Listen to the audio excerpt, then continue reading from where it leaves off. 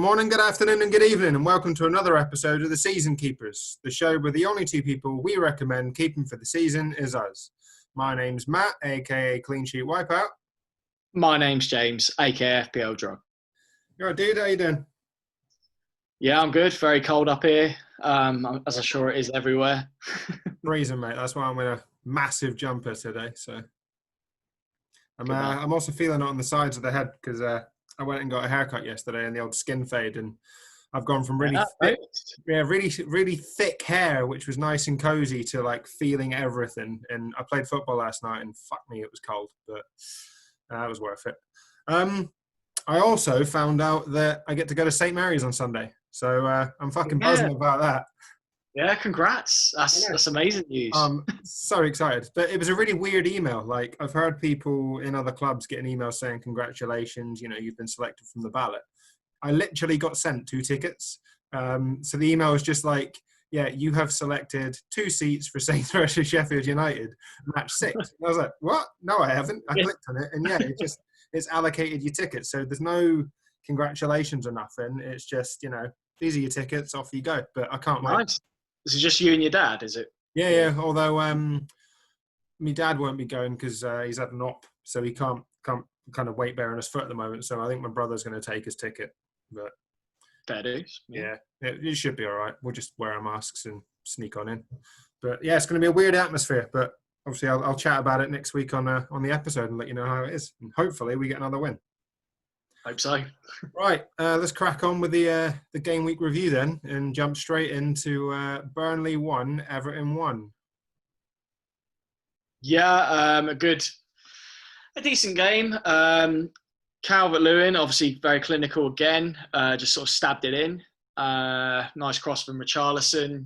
Richarlison quietly ticking away points-wise, not really being paid any attention to. Perhaps people have got other options in that forward slot. I mean, everyone's looking at your Bamfords, your DCL. I mean, you go DCL, I guess, but yeah, with maybe Pens, Richarlison's worth considering. Obviously, Richarlison got the 2 bonus. Calvert-Lewin didn't get any, so perhaps Richarlison's been a bit overlooked. No clean sheet for either, but I don't think that would surprise anyone. Burnley haven't been particularly good defensively recently, and Everton are ever present in their conceding. So, I mean, the only defensive asset I'd consider for Everton would be Digne when he plays, but other than that, I'd just stay clear of the Everton defence. No, agreed. Yeah.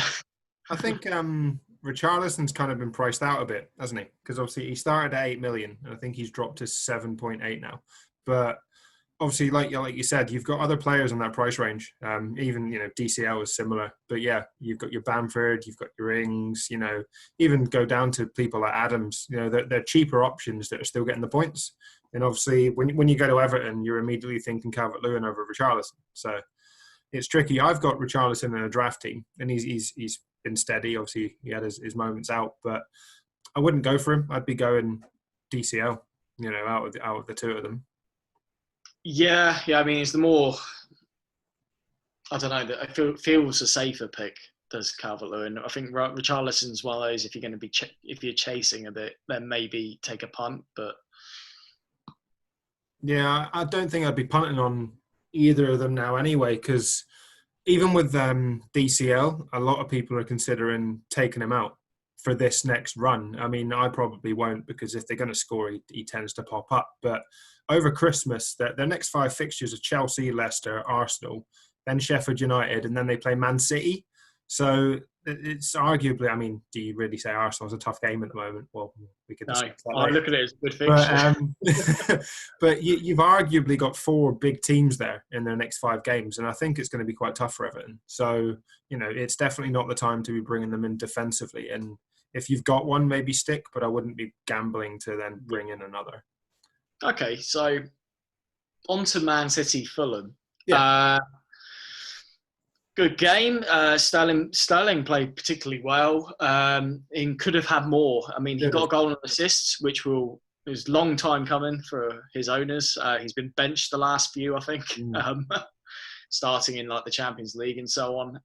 But yeah, this time he played. Yeah, could have had more, but I think he I'd just still be inclined to get rid, to be honest.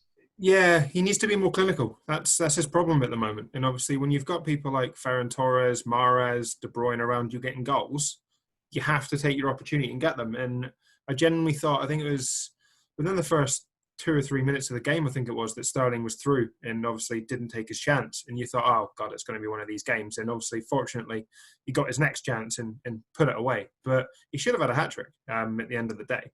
And I think Pep's going to still continue to look at that and be a little bit worried. You know, Sterling on his day can be fire. Like we all know, he can get a hat-trick. And people, you know, want him back in FPL and all that. But for now, yeah, he just doesn't look the Sterling that we kind of know he can be. But he's always had that issue, you know, if he's given too much time in front of goal, he tends not to put it away. De Bruyne, on the other hand, was exceptional. Obviously, he took the pen very well, but again, probably should have had at least another goal, probably at least another assist. 2-0 was kind to Fulham, I think.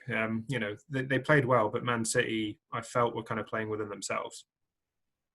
Yeah, agreed. I think Kevin De Bruyne was outstanding. And people like myself who captained him feel like we could have had even more. Yeah.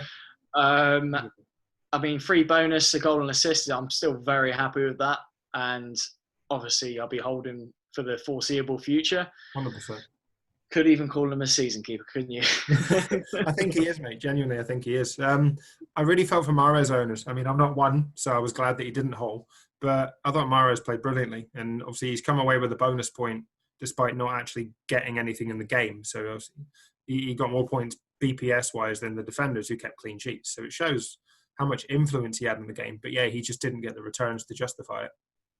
No, yeah, very true. The thing is with Sterling and Mahrez and the other assets in Man City's attack, except from De Bruyne, I'm worried about their kind of minutes and how they're managed. Whereas Kevin De Bruyne doesn't really feel like too much of a concern. I feel like he will play the majority of games.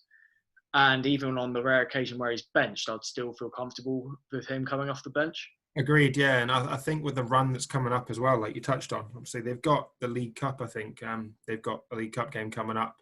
Obviously, they've got the big game against Man United at the weekend. And then they've got West Brom Saints and Newcastle. So during that period, it's it's 3 games in 9 days. You could very well see that front 3, front 4 change. You know, there'll be changes at the back. And I think we're going to have to deal with it. You know, you own Man City players because of the prospect of them hauling. But we're always going to have to accept, Pep roulette. And it's going to be made even worse during the Christmas period. So I think for me, I'm going to stick with KDB. And then in Sky, I think I've got KDB, Cancelo, and DS. I'm not going to flip around with them because it's too risky. No, yeah, agreed. I think KDB is well worth sticking with. If you didn't have KDB or Bruno, I'd actually be more inclined to go for KDB due to Bruno's fixtures. And I think without the pens, obviously he has pens, I think Bruno's returns are less explosive than Kevin De Bruyne's. Yeah, agreed. Yeah, that's true. Well, talking to Bruno, we'll jump on to West Ham 1, Man United 3 in a game of 2 halves, really, wasn't it? Yeah, it certainly was. Didn't really see that second half display sort of coming. Obviously, a fantastic goal by Paul Pogba, well worth mentioning. Obviously, he's had his critics, but he does still have that in his locker. I mean, I'm not going to be putting him in my team anytime soon, but it was actually kind of nice to see him do that. Yeah, especially with, I think it's the recent comments from his agent again, has come out to basically say that his time at Man United's up right before, a massive game this week in the Champions League. So, yeah, Paul Pogba is just one that you shouldn't really go near in FPL. He'll play the odd game, but I think, to be fair, his relationship with Man United, particularly with his agent, is done, in my opinion. And I don't think his goal should have counted because it was the clearance, wasn't it, that kind of it went out of play. I don't know how they've not picked up on the fact that that's gone over the line. And then the inconsistency, isn't it? It's madness. We can all see it, from the TV angle. And I think on Match of the Day, they did the old camera angle that obviously they've got access to, and they showed it. And the ball's clearly over the line. You've got obviously the manager on the touchline putting his hand up, but the lino doesn't give it, the ref doesn't give it, VAR doesn't give it, and the goal's given. So I think West Ham will rightly aggrieve because that got Man United right back in the game. Is it worth mentioning that Henderson's now obviously starting, 5 saves? If they're going to start keeping clean sheets, then Henderson could be an option. Yeah, I'm still a bit worried about the rotation between the two of them because I think in the comments after the game, Solskjaer said that excuse me, that kind of De Gea wasn't played because of the risk of his injury and the fact that they wanted him fit for the Champions League game. So in my view, I think that kind of still emphasises that De Gea is number one there. But Henderson's done, nothing wrong again. And obviously he came in, played well against Saints when he did. He's come in for this game, played well again. So I don't think he's done a lot wrong. And we all know he's a bloody good keeper. But whether he's worth bringing in, I'm not so sure at the moment. Yeah, if he was to nail down a place or even start getting a few starts consistently, he's only 5.3, so it might be worth considering upgrading, like a 4.5. If he becomes an option, I think he's well worth it because we all know he's got saves in his locker. He showed at Sheffield United last season that he's a brilliant goalkeeper. And at 5.3 million, I think he could be a steal. Obviously, we saw Bruno and Rashford were benched to start with in this game. And I think it just highlights how pinnacle and how key they are to Man United because United was shit in the first half. They looked so lackluster. They had nothing going forward. They just couldn't string 3-4 passes together. But as soon as you bring Bruno and Rashford into that second half, it turns the game. And they're so dominant. Rashford looked, brilliant going forward. And Bruno does what Bruno does best, and he just kind of drags people by the heels and gets them going again, doesn't he? He certainly does. I was delighted to see him on the bench, and then equally pissed off to see him come off the bench and do that.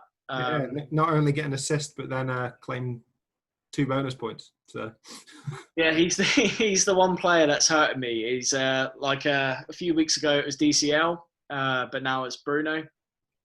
But the thing is, you can't have them all, exactly. I've got KDB, I've got Son, I've got Kane, I've got plenty of premiums. You can't fit them all in without completely ruining the rest of your team. There's 5 premiums, I think, that everybody wants, and arguably you could maximum have 4 of them. So I don't think there's much point dwelling on it because the points that you didn't get for Bruno, I then didn't get for Son, who performed for you. So it swings and roundabouts at the end of the day. But yeah, FPL is one of those games where you want the points that you can't have all the time. Exactly. Right, let's move on to Chelsea 3, Leeds 1, and a really, really good game to watch. Yeah, it certainly was. I think certainly highlights Giroud again. I think it's a good idea playing him. I think he's arguably one of the most underrated strikers in the Premier League. Always has been. I mean, everybody. He was at Arsenal as well. Never quite rated, but in the air, he's lethal. Yeah, I think he's better, kind of in the air than most of the assets that they've got. To be fair, he's a better, I think, all-round striker than Tammy Abraham. Whether he continues to get the opportunities, I don't know. It depends on how Chelsea are going to set up, because they could still arguably play Werner through the middle, but I don't know if they will. From comments that Lampard's made, it could well be, Giroud and Abraham vying for that spot. But then when you've got the likes of Pulisic, Werner, Havertz, and obviously Ziyech is out injured now, unfortunately. But how do they continue to fit them all in? I don't know if they can. I guess Ziyech's injury makes it a little bit easier. But I saw it was his hamstring, wasn't it? Yeah. Like the first minute or so. But I'd be inclined to play Giroud through the middle, providing it doesn't hurt Werner too much. I think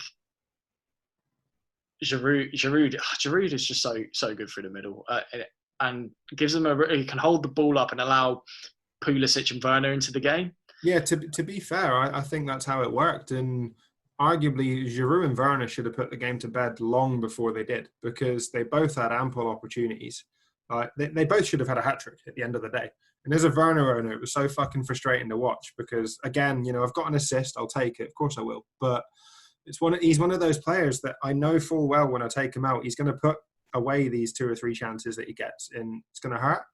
But to see him continuously get into those positions, I guess, is a good thing. The downside is he just doesn't. He seems to kind of want to ensure that his shots are on target rather than placing them. So he continuously hit the keeper.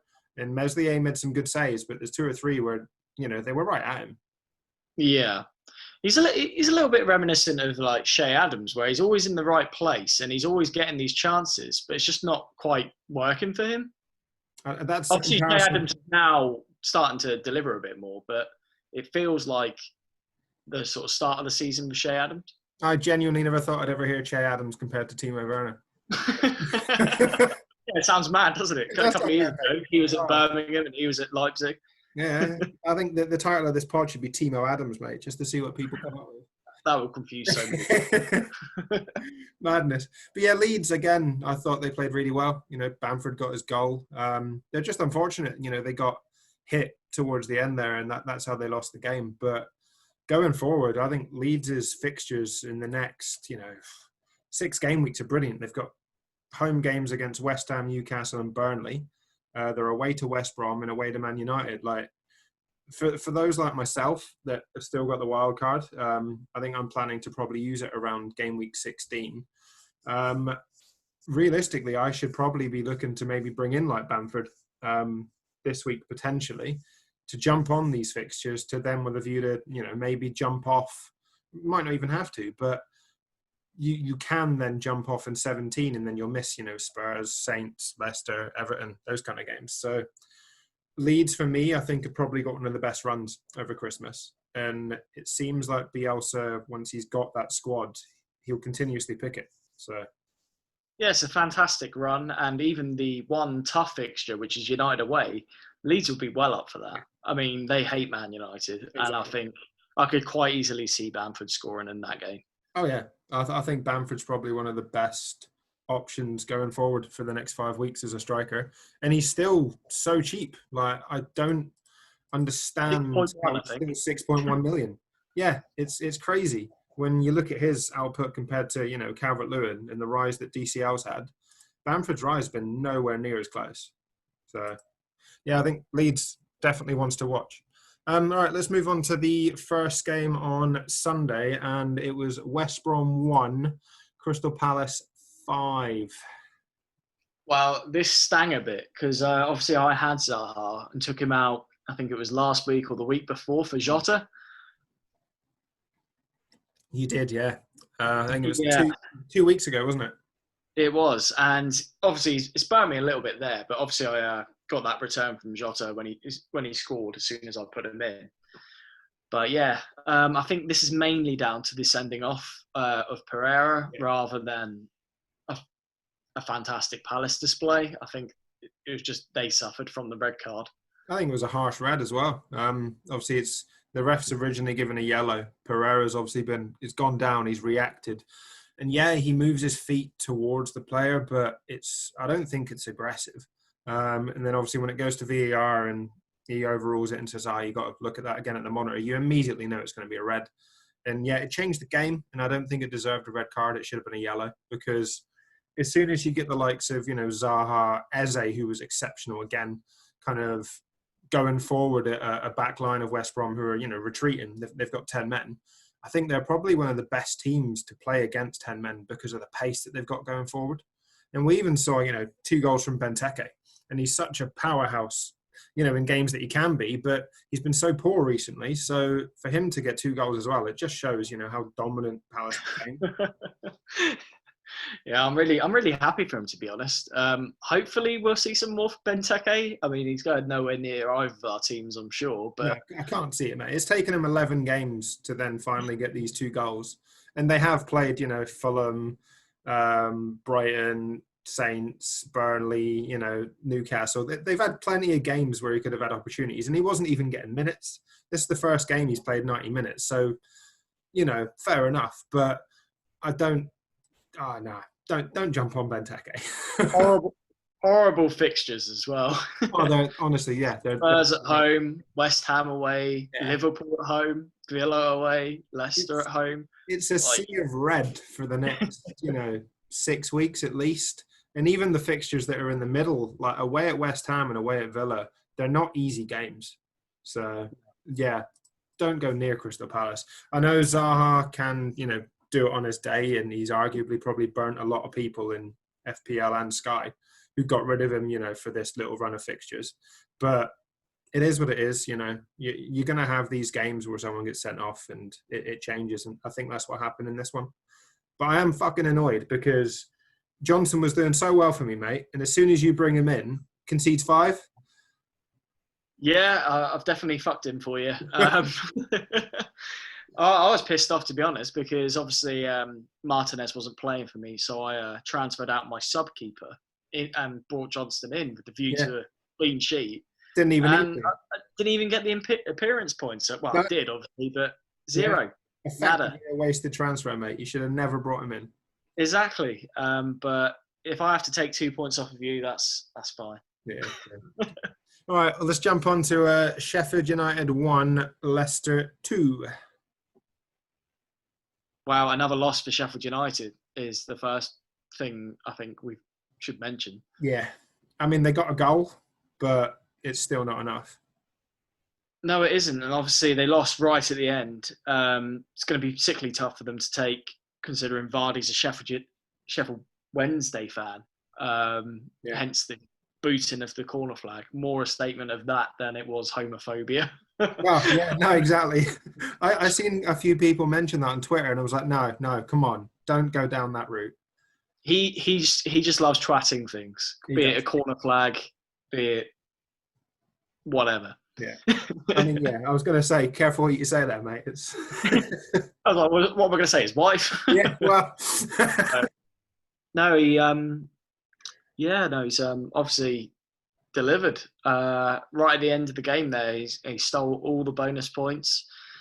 When Vardy does get a return, it does normally tend to get bonus. And obviously it's worth mentioning that, while his stats are sometimes horrendous in terms of his performance in the game, like he'll have 1 shot on target, 2 shots on target, he is still capable of getting the points, and I feel comfortable with him most games that he will return. Yeah, mate, I'm not a Vardy owner myself, but I'm getting sick of Vardy owners on Twitter moaning in the 85th minute that he's been out of the game and he hasn't had a chance and he's going to get 1 or 2 points because he's already been booked. And I'm like, the game's not over. This is Jamie Vardy. And as we all bloody know, he does what he does and he goes and scores the winner here. And all he needs is that one chance where he gets played through and no one's catching him. But there was people on Twitter saying, the Sheffield United defender should have fouled him, and taken him down. Well, why? Because it's then a red card. You're then banned for 3 games. And, there's nothing to say that then Leicester don't score from that free kick or then spend the next, 6-7 minutes dominating and getting a goal anyway. So once Vardy's through, I think, no one's catching him. And it was a lovely finish. Yeah, very true. Exactly. Maddison's pretty good from free kicks as well. I think Pereira as well. So they may well have scored it. I mean, that happened with Brighton. Obviously, they didn't get someone sent off, but not Brighton. Whoever we played where we scored the free kick, United, just outside the box. Yeah. Prowsey put it away. Yeah, exactly. So it just says a lot. So, yeah, those kind of comments I just find ridiculous. And it's not football at the end of the day. They're all like, professional foul now. That's just ludicrous. But there was the angle from the touchline for Vardy's goal where it was kind of from just behind Chris Wilder. And I felt for him because you could see as soon as that ball goes through, he's kind of on his knees, he's watching, and he does the old Roy Hodgson head drop at the end. And it's like, I think he knows that there's something up. And the fact they've still only got 1 point, it's such a worry. They've got fixtures again that they should, be looking to get points over this Christmas period and over early January. They play Burnley, they play Palace, they play Newcastle, they play Brighton. we've said it time and time again, and I don't know how many times we can, but they're going to need to start picking up points soon. And if they don't get points from those games, then I think they're fucked. But I genuinely think they're in trouble anyway. They've not got the goals in them. So I'm really worried that it could be a really awful season for Sheffield United fans. And just looking at the fixtures after Christmas, it's a sea of red. Tottenham, Man United, Man City, Chelsea in the space of 5 weeks. It's horrendous. Yeah, no, agreed. I think they need to sign some decent strikers.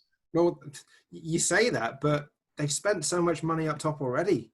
That Or they've brought in Brewster, they've got Burke, they've spent money. I mean, it's Sheffield United. How much money can they spend? But I just don't know whether it's a system issue, where they have to change systems, but something has to change for them to get points, because otherwise it's all well and good saying, but they only lose by the odd goal, but they're still losing. So very true. Right, let's move on to the North London derby and a Mourinho masterclass in Spurs 2, Arsenal 0. Yeah, fantastic result for me. An owner of Kane and Son. I was licking my lips when when those goals came in. Fantastic goal from Son. Exactly. Beautiful curled effort into the top corner around the keeper. That's why I stuck with him. I saw this Arsenal fixture as not that difficult fixture. People were looking at their run, going, "Oh, I don't fancy Spurs' fixtures.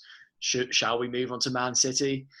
I felt KDB was enough coverage for City, and I wanted to stick with Kane and Son. And this game has repaid me. Didn't last game against Chelsea, but this game it has. Yeah, no, exactly. I had my doubts about Spurs, but I was of the same ilk that I didn't want to get rid of both of them. So I've kept Kane, and obviously I got rid of Son for Bruno. And in some ways that's worked, in some ways it's not. But like we've said, you can't have them all.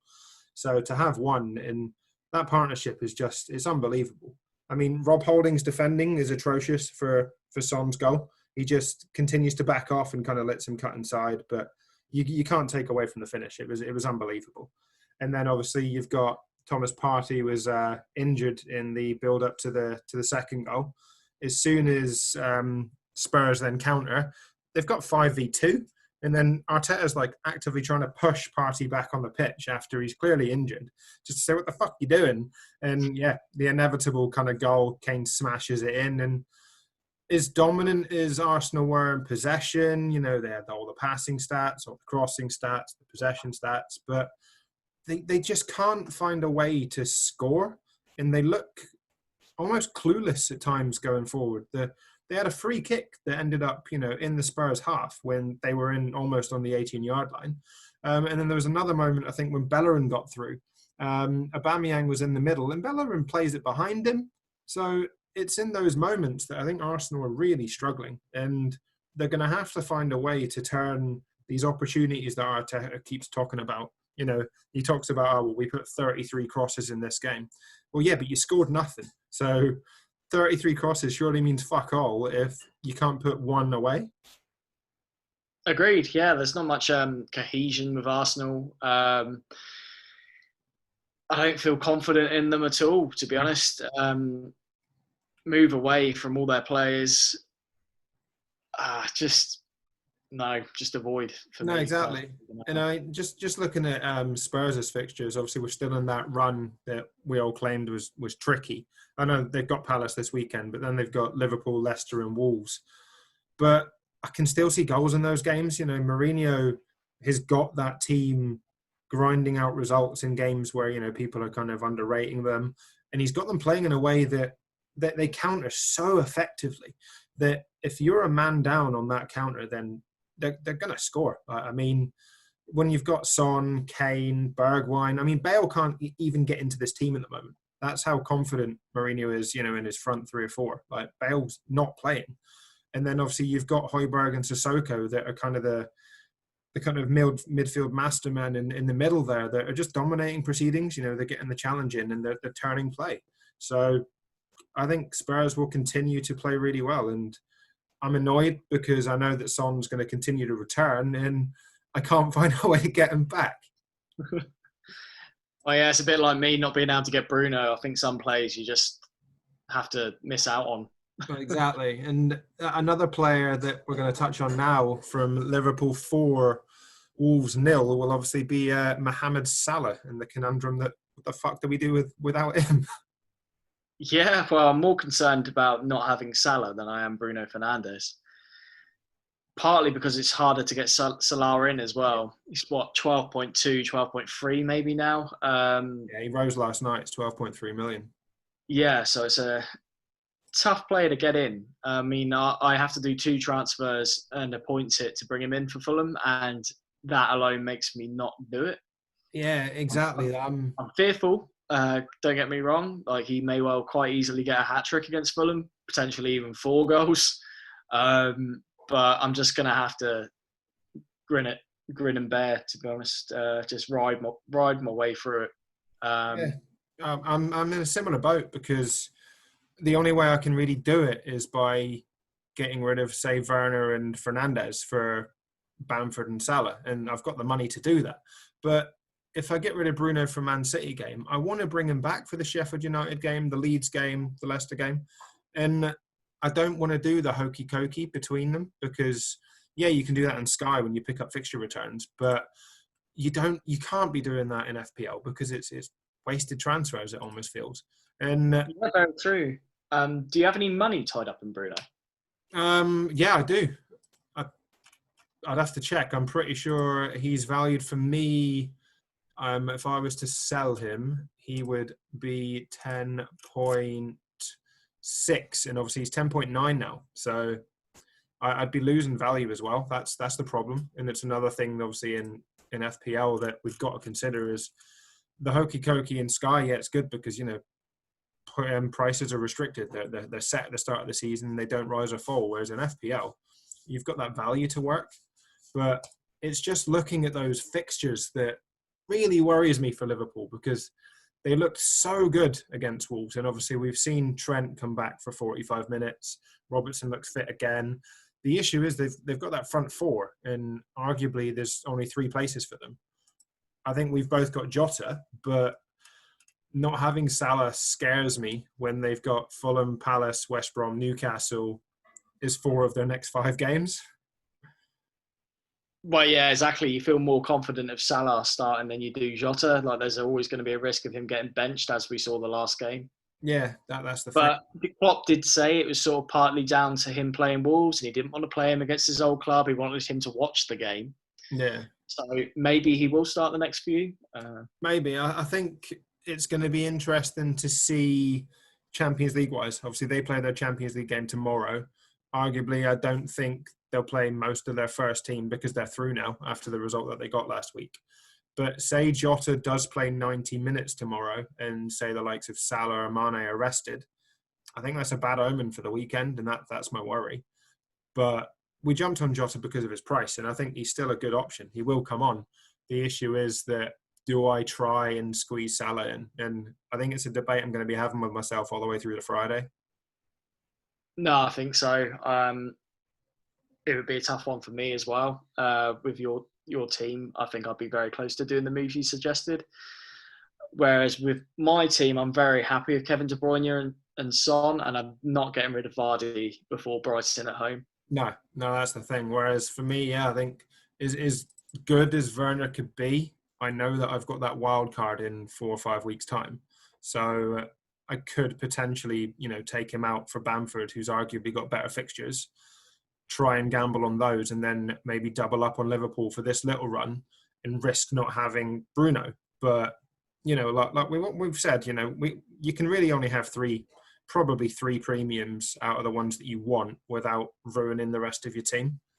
And even so, like, people are going to want to bring Trent and Robbo back in for this run of fixtures, and they're still massively priced and kind of under-owned. So it's going to be interesting to see what way people go. I'd love to be able to bring one of them in. I've got Robbo and Sky, but I don't have either of them in FPL, and I can't really shoe them in without ruining other parts of my team, and that's the problem. Before a wild card, I don't want to really be taking hits. No, that makes perfect sense. All right, let's move on to the final game of the week, and another cracking win is Saints beat Brighton 2-1. We certainly did. delighted to see us wins. Delighted to see Ingsy back in the team, obviously off the bench. Vestergaard, another attacking return. He's becoming our Zuma, to be honest. Clinical corners. We're enjoying the comparison between Saints players and Chelsea players this week, aren't we? We certainly are. No, yeah, cracking header. Like to get the power behind the header that he got was unbelievable, and he does it. We see it in games quite often where he cranks his neck back, and the pace that he can propel off of a ball from Prowsey is brilliant. And obviously Prowsey's kind of set piece taken really benefits that because he knows where to put the ball and he's got the right pace on it. And like you said, brilliant to see Danny Ings come on for 45 minutes, get a bit of match fitness and then score the winning penalty. Albeit, in my opinion, even as a Saints fan, a dubious penalty. Yeah, it was debatable. Obviously, the challenge sort of starts just outside, but it does continue into the box. Yeah, no doubt about where it finishes. Like it's clearly well inside the box. And if I was a Brighton fan, I'd be screaming that it started outside the box. That's my thing. I'm a Saints fan, and I see that as a penalty. Well, there you go. Exactly. That's it. You get these swings and roundabouts in a season, don't you? And the luck's with you sometimes, and the luck's not with you in other times. And arguably, potentially, Brighton have had some luck this season already. You've got that Danny Welbeck pen, for instance, that we spoke about a while ago, and how much contact was really there, but he goes down and he gets the pen, and fair play. But on this occasion, it went against him. And yeah, if I was a Brighton fan, I'd be arguably furious. But I'm a Saints fan, and I'm overjoyed because we're sat fifth in the fucking table. And from the start of the season, when we had that, awful start, no one expected this. So for us to be, I think we're 3 points off top is, it's fantastic for where we are. And now we're seeing players like Ings come back. So to be where we are without, our talisman effectively shows just how good the squad has developed. And, bringing in Theo Walcott, I think, has really helped. Yeah, he's a shrewd addition.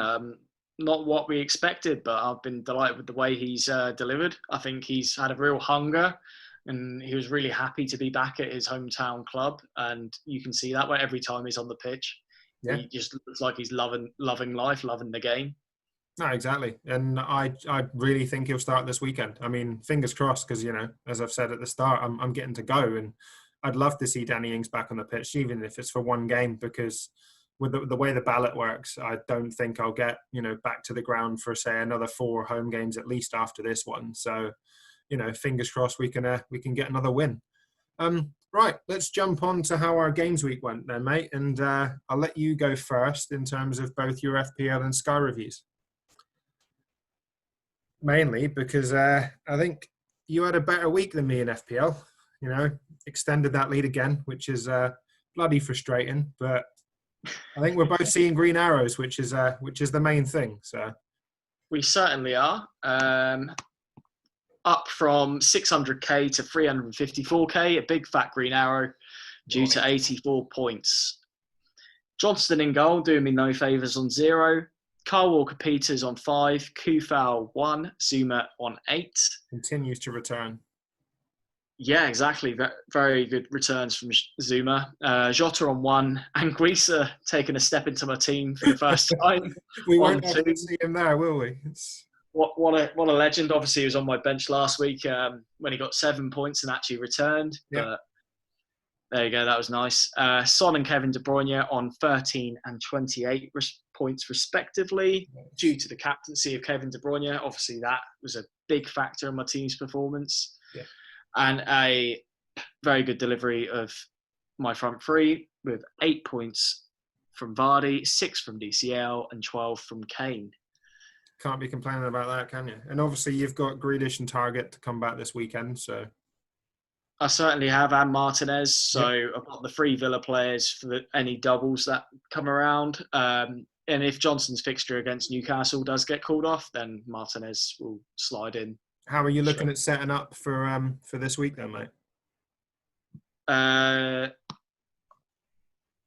think, that I've left it at that for the moment. That's subject to change. So you're on Son captaincy. I think that's a good shout. I probably will, to be honest.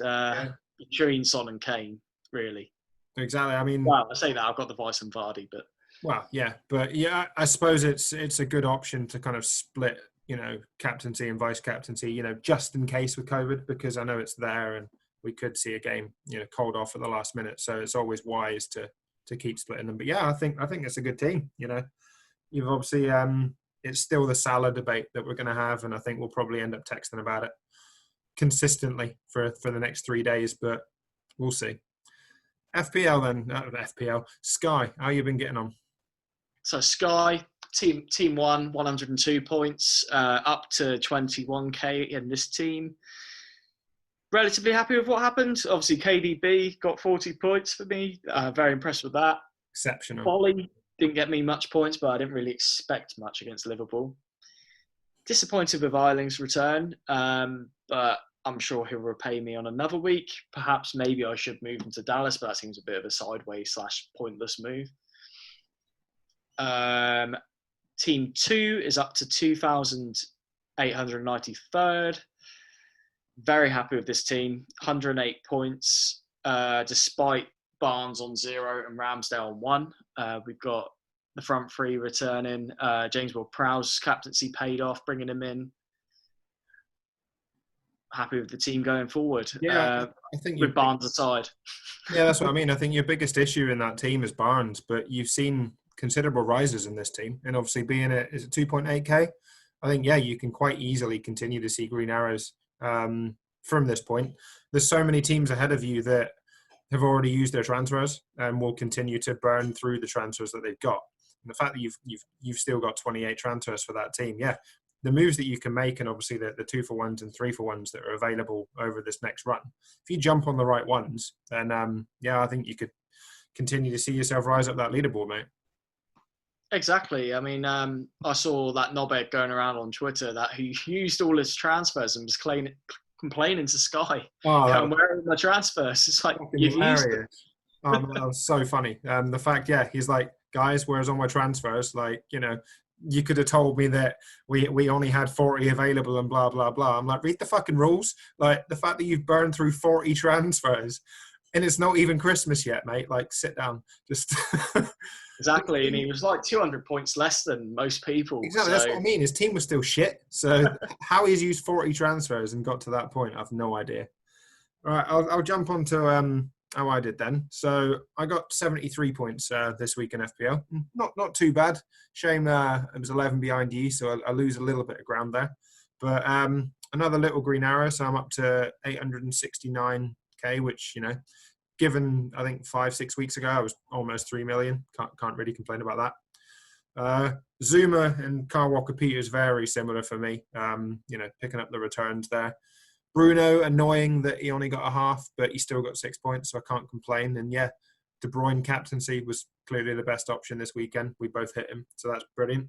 And my front three, given last week, I think they got 5 or 6 points between them. To get returns from all three of them this week, just shows the swings and roundabouts in FPL, really. And then obviously Grealish and Matty Target sat on the bench. But this week, I think, is a tricky one for me because I've got the Salah debate that I'm having, and it's a real problem in terms of who I want over Salah. Whether I get rid of Bruno, I'm still unsure, but I think the only view I could really have is either dropping Bruno and either Werner or DCL, and then bringing in Salah and potentially Bamford. But I'm not going to do anything until probably Thursday, Friday, until we have the press conferences, because we've got Europe and then, potentially COVID issues. So what's the point? But leave it as late as possible. That's what we've learned this season. But I'll jump onto Sky, in which thoroughly 396. Yeah, so in my first team, I got 135 points this week, and I'm up to 396th overall. 0.6 in the bank, and I've used 12 transfers, so I've got 28 remaining in this one. The points primarily came from, having Cancelo and Diaz for Man City. Obviously got the clean sheets, got the passing tiers at the back. Cancelo played this time. It's a move I made, and I was disappointed he didn't play the week before, but I expect him to play some games over this period, and if he can pick up 10 points, I can't complain. Captaincy was obviously on De Bruyne, and yeah, he's an exceptional Sky pick when he's on his day. So got 40 points. Prowse's captaincy last night with the assist got me 10, and then I brought in Salah this week. Brought him in for Timo Werner. So I managed to afford that and then keep Bruno because I'd kind of put myself in a corner with already having 3 strikers. But yeah, Werner out after his 8-point return, brought in Salah, captained him, and immediately got 30 points. So can't really be complaining about that move. And then in Team 2, which this team is actually still in the Cup, it is ranked at 2.5k at the moment. And yeah, through again, got 123 points. Only used 11 transfers in this one. So again, kind of returns, from your usual Robbo, Cancelo, De Bruyne. Oriol Romeu, I brought him in for James Rodriguez after he got 2 points. Captained him because he was my only option, and he obviously got man of the match last night. So got a tidy 12 points from him as captain. And then, took out Bruno Fernandes in this one after his 4-point return for Salah. So I think I was doing the hokey cokey on this one, missing out on Bruno against Man City. And then I'll be bringing him back in for the Sheffield United game and for the run after that. But yeah, really, really enjoying Sky. It's a game that I highly recommend to everybody. This week is going to be hectic because there's games on every day except for Monday. And obviously the way that Sky works, it's Friday to Friday. Or Friday to Thursday. So you've got 2 fixtures for every team. So I think if people are nailing captaincies across these scores, we could easily see, scores potentially even pushing towards the 200 mark if your captaincies go off. So I think it's going to be a really exciting game week, mate. I think so. I'm looking forward to it. All right, let's jump on to ChampMan. And I'll jump first because I want to talk about your game week a bit more after this one. But this week I managed to get 80 points, which I was pretty pleased with. Sami Hyypiä, Sylvester Southgate, Jääskeläinen. It's the returns at the back again. They're so consistent if you pick up the right defensive points, in my opinion. So that's a good way to go. Midfield is still so tricky to nail and to hit. Salakovic and Petkov got marginal returns this week, but I've got Wally sat on the bench there. For once he picks up bonus points, that was a bit frustrating. And then Captain Van Nistelrooy, but Boxic was arguably, or he actually was, the best option. Either Boxic or Hyypiä would have easily outscored Van Nistelrooy, but it is what it is. 80 points, and I think I'm up to 197 overall now. And then just before we went recording, FPL Mode announced that I'm one of the 3 wildcards for his Ryder Cup team. So I've got to stay consistent. I can't let the man down. But I want to chat about your team, mate, and what's going on with your ChampMan experience so far, because I've seen you chatting on Twitter, and obviously we've been talking about between ourselves, but it's not going well. It's not. It started okay, but the last 2 game weeks have been horrific. 43 and then 44 points. I almost outscored that this game week. Sorry? I almost outscored that double score this game week with 1. You literally did. I mean, I did a tweet about that, exactly that point. Like my 2 last weeks combined are less than most people's for just the 1. There's things I want to change. I don't want Gerrard in my team, but there's a double just coming. I don't want Whelan in my team anymore, obviously, because his days are numbered. Yeah. Holland, I don't really want in my team anymore. Al-Jafri, I don't want in my team. So the argument for wildcarding is there. However, I'm happy with the rest of my team. I'm happy with Hart. I'm happy with Cole.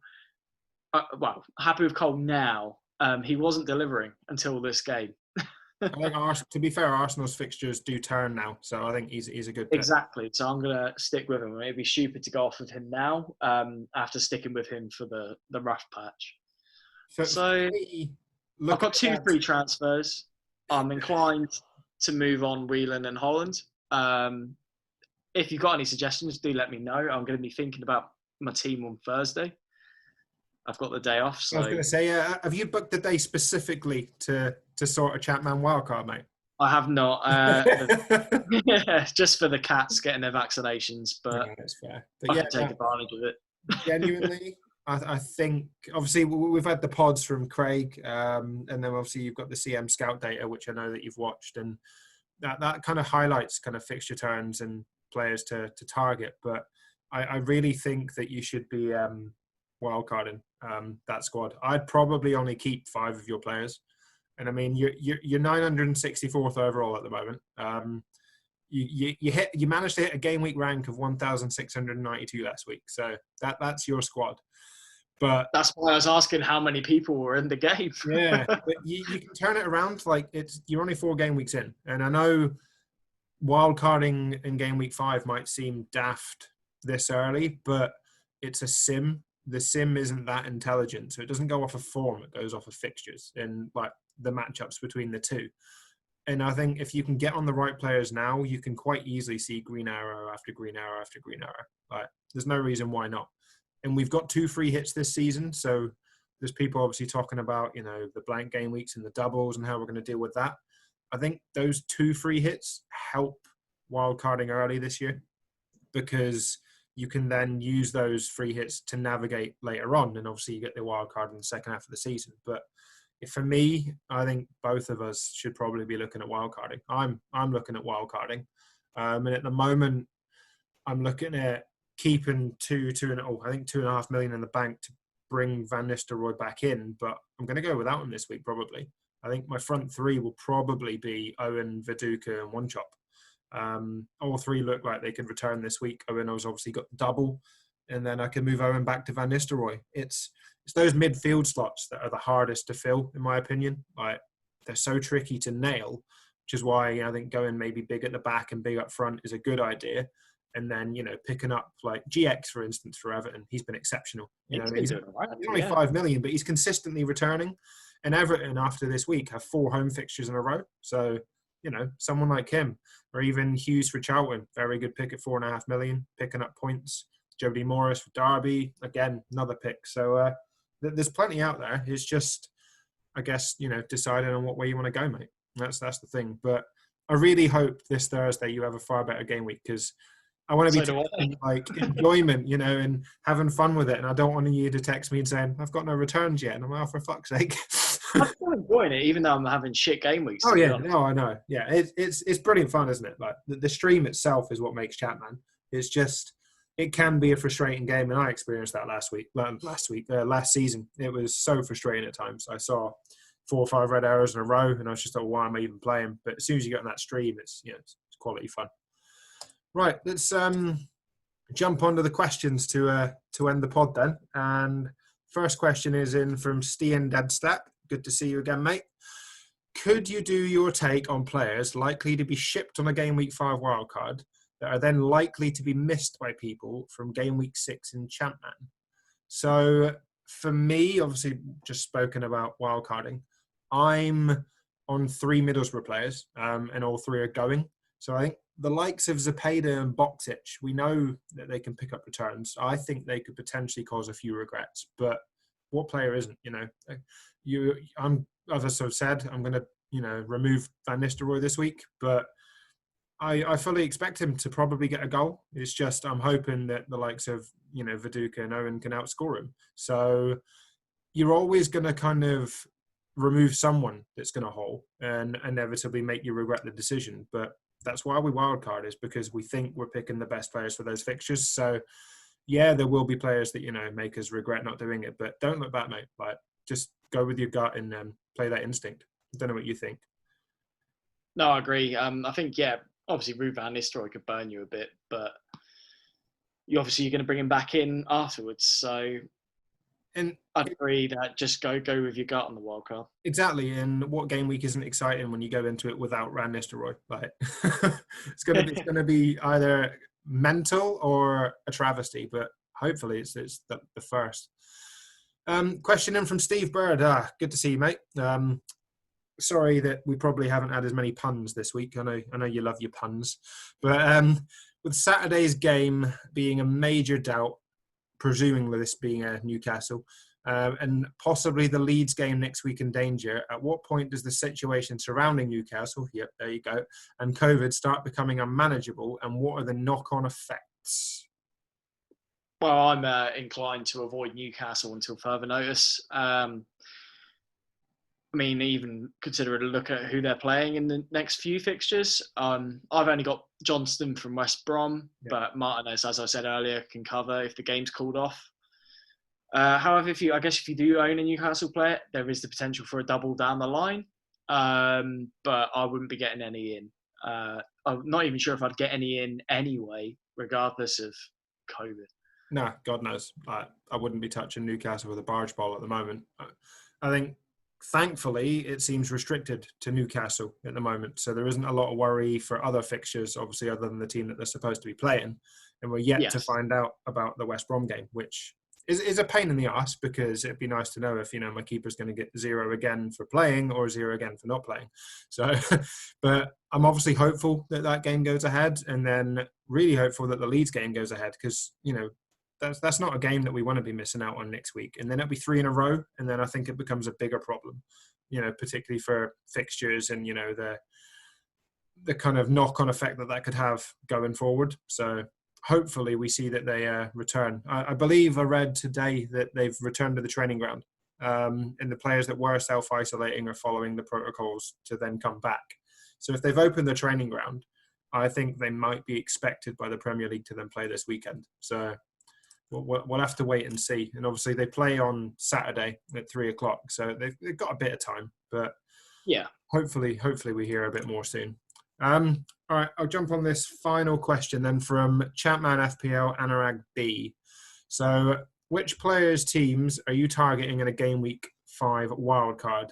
Ideally, some players, barring any injuries, would be 3 to 5 Game Week picks. Obviously, Liverpool, the likes of Hippier, and for maybe even Arsenal as well. Ashley Cole. I mean, as you said, we said earlier, the fixtures turn. Maybe even Millwall at home to Ipswich as a short-term pick. Yeah. Maybe one of their players. Obviously, got cheaper options for Millwall. So, exactly. Yeah, the likes of Kane, he's popped up with the odd return there. But yeah, I think for me, Owen, Viduka and Henry have come out really well in the sim data for this week. Looking at the stats and stuff that the guys within the Discord, Luke's Discord, have produced, Arsenal and Leeds by far score the most goals this week. So, they're teams to kind of look for and potentially target. And they've both got really good fixtures moving forward. Whereas the likes of Owen and Hippier, arguably, they're kind of double game week picks, but then you'd maybe look to move them on because the fixtures then kind of go bad. And that's why I think a lot might be looking to bring Owen in for this week, but then move him on potentially next week or the week after. So I need to have a real word with myself before I consider Thierry Henry, to be honest, because I've got bad blood with him. He burnt bridges with me last season over and over again. But sim data is sim data. And I mean, it's consistently showing that he's returning. And we've had the Arsenal leak from the scout this week for their full team. And Henry starts. So the rep 12 where he was there, but it's now gone. We've already mentioned him, but, GX for Everton, been surprisingly brilliant so far this season. And Everton then go on to have 4 home games in a row. So 4 games to target there. And then, yeah, like you said, mate, Ashley Cole, Ian Hart, Sammy Hippier, I think they'll all be popular picks for defensive wildcards. They're all, they've got clean sheets in them. And when they get clean sheets, they pick up the bonus points. So all good options. But yeah, I think that's probably enough for this week, mate. And we've got a very busy schedule kind of coming up. No doubt the pod next week will be a bit manic because we're going to have to kind of cover off one game week whilst probably in the midst of the start of the next game week, because obviously it starts on the Tuesday when we record. So that'll be good fun. But I'm looking forward to it. And fingers crossed, you have a far better game week in Chapman. I think I will. Regardless of what I do, wild card, no wild card, I feel a good week coming. Good man. Well, that's what we want. All right. Well, it's been a pleasure, guys. As always, really appreciate your comments, your likes, your shares, subscribes. We'd really appreciate it. We've had some lovely comments on Apple Podcasts that we've picked up on. So if you could jump on there, you know, if you really like what we're doing, give us a 5-star rating. That always helps. But I think for me, that's it. And it's a bye from me, guys. And goodbye from me. Cheers all.